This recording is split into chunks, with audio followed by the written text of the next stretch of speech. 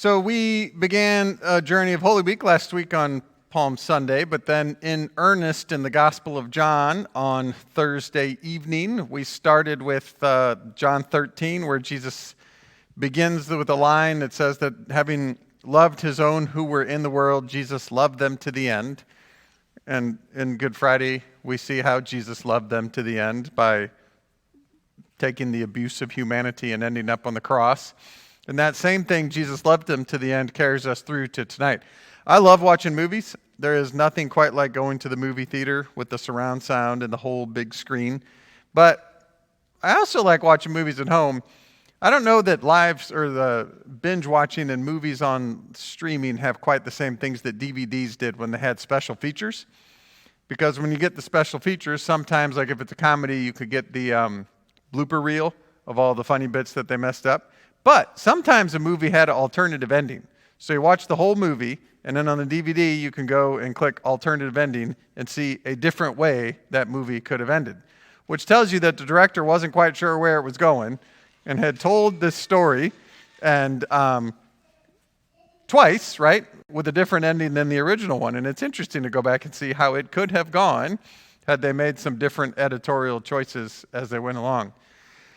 We hear that Jesus loved his own in the world to the end, and part of our Good Friday wrestling was that maybe we don't always love everyone to the end. And in this story of Good Friday, the end is death, but it's not just death, it's all the things of death, and there's all kinds of ends that we encounter in life. I think of one of the projects I was on. We were in the Panhandle of Florida. We had temporarily relocated for my job, and you could re-up every year, and I was about to go down and sign a lease on our apartment for another year. My wife was 9 months pregnant, like the baby was a week overdue pregnant, and that Wednesday, I got news that my project had been canceled. So that's an end, right?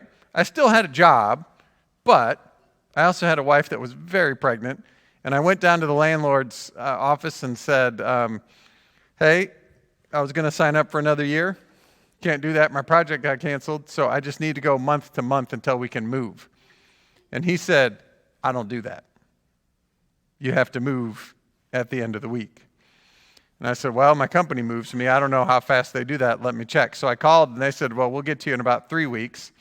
And so now I'm trying to figure out how am I going to do all this. And I always have to note, I still had a job, right? Like I didn't lose my job, but it was the stress of new baby, having to move in a few weeks, and all the rest of these things came crashing in all at the same time. And this was all part of an end. And that is how the story felt like it was going to end. And so I spent a few days trying to figure out how I was going to move our entire household into a new place that we would be for just a few weeks until they could move us permanently back home. And if you think about the ends that you have had, that could be the end of a job, not just a project, the end of a relationship, the end of a friendship, the end of a marriage, the end of all manner of things. When we land in those places, sometimes it's hard to see beyond that end, right? We get bogged down in the worries of it and the struggles, and often it's the uncertainty about what's to come. And that can be the uncertainty of grief or the uncertainty of the next steps or whatever that uncertainty looks like. As we encounter the Easter story, it's we have the benefit of already having seen the whole movie and now looking back at the end, right? But they didn't have that. So as they're coming to the tomb, it looks like the end, right? Jesus is dead. I thought about Star Wars. If Luke Skywalker died at the end of The Empire Strikes Back, like if everybody died, that's the end of the movie, right? There's no third movie. And so for the disciples, right, they go to the tomb even on Easter, and they're like, I'm not sure what this means. And it's not until Jesus meets Mary that we find out that it's not a third movie, but it's that the alternative ending for the second movie, right? Like if Monday, Thursday was the first movie and Good Friday is the second movie, what we encounter in John tonight is that Jesus rewrites the ending. It's not another sequel. The sequel actually comes in 50 days on Pentecost when the church gets reborn into this new thing. So Jesus rewrites the ending, and then Mary experiences that new thing, and that's what then unfolds as the story of Easter unfolds. And this is the promise that we have in not the death of Jesus, but the resurrection, is that we also get alternative endings that sometimes happen. In my particular case, I went down to the landlord's office to tell him that there was no way I was going to get moved. And he wasn't there. His wife was. And I said, I can't get moved. I don't know. And she said, you're not going anywhere.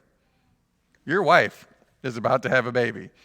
And I said, okay, thank you. Can I pay the rent? She goes, no, come back. He'll get that later. So then I went back a couple days later to pay the rent. And I said, how much do I owe you? And he said, the regular amount. And I said, month to month is usually more. I'm happy to play month to month. And he said, the regular amount. And I said, really? And he said, my wife won't let me take any more. That was a different ending to the story than I was imagining, right? Like I was imagining that we were going to just be in this hot mess for some period of time. But because she had a different opinion than her husband, right? That was a gift of grace. It gave us a few weeks to have the baby, to settle into being parents in that new space before we had to move 12 hours. Driving and trying to feed a brand new baby for 3 days is not the funnest thing on the planet.